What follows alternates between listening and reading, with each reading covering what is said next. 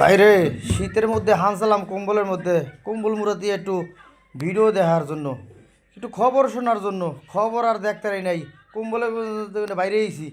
কারণ জামা শিবিরের কথা শুনিয়া জান্নাত বলে হ্যাঁ ধারে সব আইয়ে রয়েছে।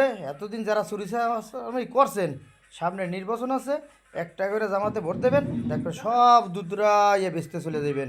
আমাদের হুজুরেরা কইয়ে দিছে নামাজ আর আমাকে পড়া লাগবে না, চুরি শাস্ত্র আমি যদ্দূর পারেন করেন। আর জামাত ইসলাম এমনই এখন হয়ে গেছে, আওয়ামী লীগ তো ভালোই আসলে, এরা তো রই সই কথা কইছে, এরা না বুঝতে কইছে। আর এই জামাত ইসলাম লোক, এই জামাত শিবিরের লোক এখন যা শুরু করছে, দেশে ইসলাম টেকানো বড় দায়। মানুষ এখন ইসলামের এই হুজুর, এত বড় বড় হুজুর, এরা যে ফতুয়া দেওয়া শুরু করছে একটা ভোটের জন্য, কেডা কইছে এখন রাজনীতি করতে? এরা রাজনীতি কিছু বোঝে? এরা ইসলামটারে ধ্বংস করার জন্য আইছে। এরা তো রাজনীতি করতে না, এরা ইসলামটারে ধ্বংস করতেছে, নিরীহ মানুষগুলোকে বিপদে ফেলানোর জন্য আইছে। এরা এছাড়া আর কিছুই না। এরা পাগল হয়ে গেছে, একদম ডাইরেক্ট সেরেপ কথা, পাগল হয়ে গেছে এককাল পাগল। পাগলও এরকম কথাবার্তা বলে না যে জান্নাত সব হ্যাঁ দ্বারা ইয়ে রয়েছে।